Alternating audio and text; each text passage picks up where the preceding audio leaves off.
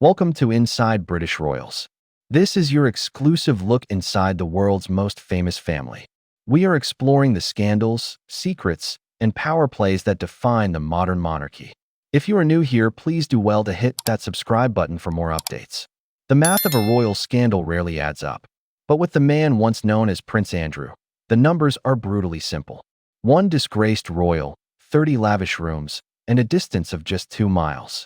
That short stretch of road between the grandeur of Windsor Castle and the opulent seclusion of Royal Lodge has become the stage for a decisive royal exile. This isn't just about a house. It's a declaration from a king, severing his own brother from the heart of the monarchy. For years, Andrew lingered within the royal fold, a ghost at the feast, shielded by the history woven into Windsor Great Park. But that protection has been systematically torn down. His brother, King Charles, has pushed him from his home and overseen the stripping of his titles. We're breaking down the brutal details of a royal snub so profound it has turned a 2-mile proximity into an unbridgeable chasm, leaving a former prince in a gilded cage of his own making. Before the final titles were stripped away, the battle for the monarchy's soul was fought over a single piece of property, Royal Lodge. To get the full impact of the king's snub, you have to understand what this house meant. Tucked away in Windsor Great Park, just a stone's throw from the castle, Royal Lodge isn't just a mansion. It's a symbol of ultimate royal favor. With 30 rooms and a private chapel, it was Andrew's fortress of status. He secured the home back in 2003 with a 75-year lease that seemed rock solid. The terms were incredible, requiring him to pay for renovations, but only a tiny peppercorn rent. This was his kingdom, proof of his place in the royal hierarchy. It was from this safe perch that he seemingly planned to ride out the storm of scandal engulfing him. But his brother, the new king, had other plans. The pressure started subtly, then ramped up into a slow, methodical siege. After Charles took the throne, he made it clear he wanted Andrew out, proposing a move to a much smaller property. But Andrew, citing his legally binding lease, refused to budge. He dug in his heels, reportedly believing the contract and the home's history made him untouchable. But as damaging revelations linked to the Jeffrey Epstein affair continued to surface, the public and political pressure became overwhelming. The king, realizing the monarchy's credibility was on the line, could no longer tolerate his brother's presence at the center of the royal estate. The final act was swift. In late 2025, King Charles formally gave Andrew notice to vacate the 30-room mansion. The lease, once a shield, proved useless against the king's resolve and the weight of the scandal. Reports from the time paint a picture of a man in denial, stunned by his brother's final decision. By early 2026, the process was in motion for his relocation to Wood Farm, a far more modest 5-bedroom cottage on the remote Sandringham estate, over 100 miles from the center of royal power. The 2-mile snub was complete. It wasn't just a change of address. It was a physical and symbolic banishment, orchestrated by his own brother to save the institution from the man who had become its greatest liability. So how did it get this bad? The story of Andrew Mountbatten Windsor's downfall is a grim tale of catastrophic judgment, starting with his toxic friendship with the convicted sex offender Jeffrey Epstein. For years, Andrew maintained this connection, a choice that would eventually detonate his royal life. The first major explosion came in 2019. In a disastrous attempt to clear his name, he sat down with the BBC for an interview that will go down in history. Instead of showing any sympathy for Epstein's victims or remorse for his friendship, Andrew came across as arrogant and totally out of touch. He denied allegations from Virginia Giuffre, who said she was trafficked by Epstein and forced to have sex with the prince when she was 17. Andrew's bizarre excuses, claiming he was at a Pizza Express in Woking and had a medical condition that meant he couldn't sweat, were met with global ridicule. The fallout was immediate. Public fury forced him to step back from royal duties, but the crisis was far from over. In 2022, facing a civil lawsuit brought by Giuffre in the U.S., Andrew settled out of court for a reported multi-million-pound sum. The settlement involved no admission of guilt, but it crucially acknowledged Geoffrey as a victim of abuse and included a promise from Andrew to support the fight against sex trafficking.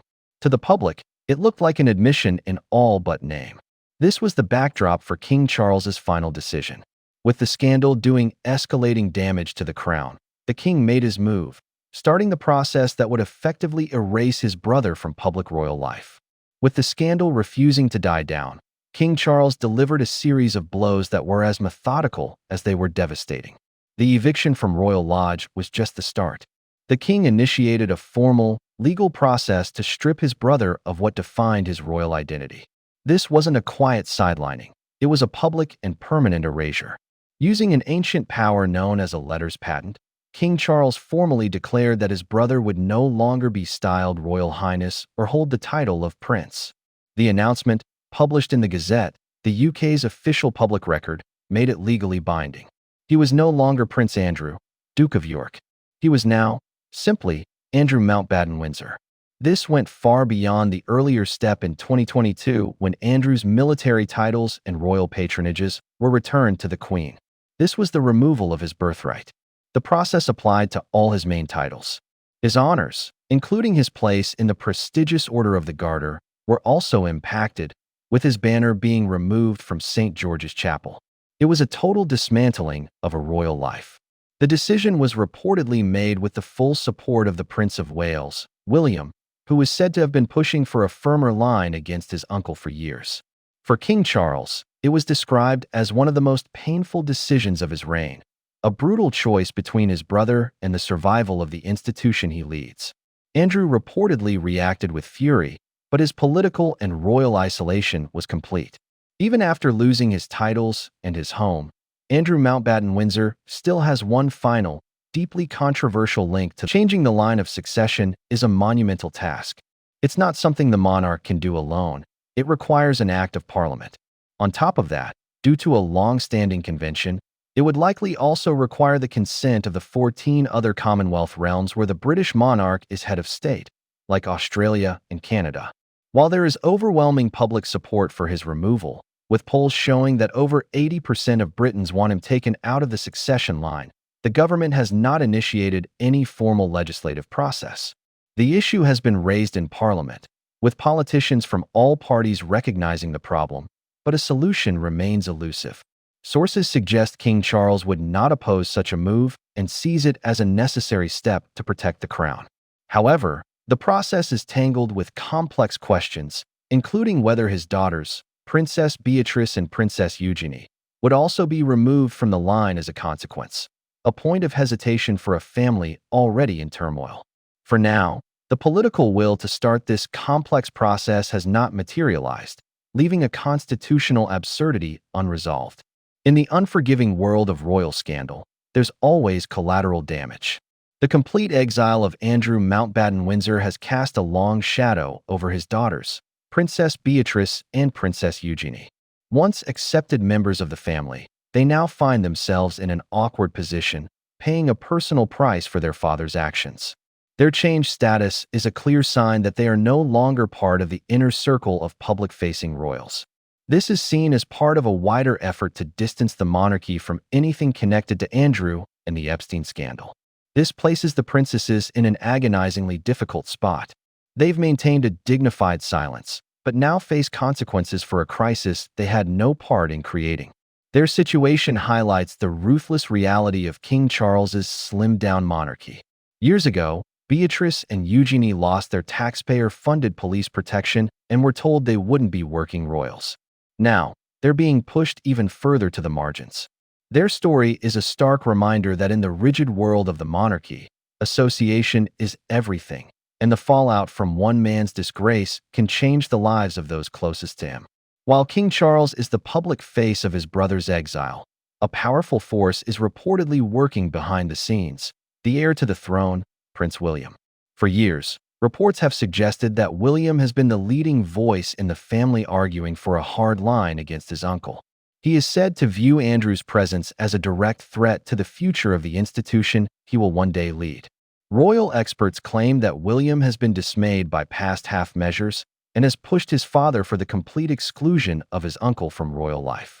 According to royal biographer Andrew Loney, William likely played an active role in stiffening Charles's resolve when the king realized just how serious the situation had become.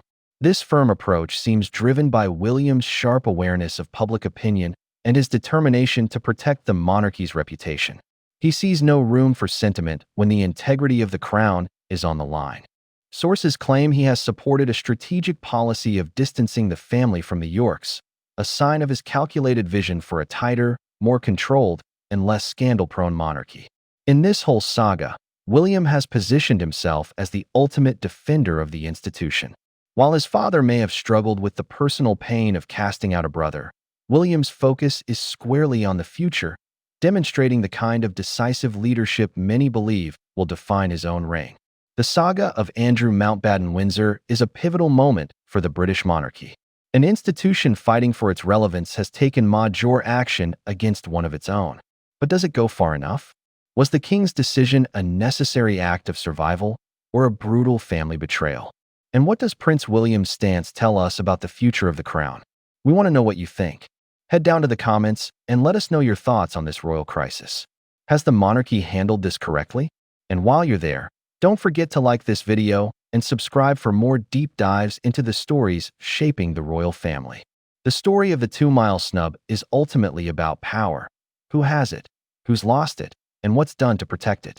Andrew Mountbatten-Windsor, now facing a future in a remote cottage on the Sandringham estate, is a man who has been comprehensively defeated. His new life is being described as a gilded prison, where he's been stripped of his home, titles, and dignity by his own brother. King Charles, in a defining test of his reign, made a choice. He chose the crown over blood, sacrificing his brother to appease public fury and protect a shaken institution. The consequences are still unfolding, from the constitutional debate over the line of succession to the personal heartbreak of his nieces, caught in the crossfire. The 2-mile distance that once separated Andrew's grand home from the king's castle has become a powerful symbol, a gap that can never be closed.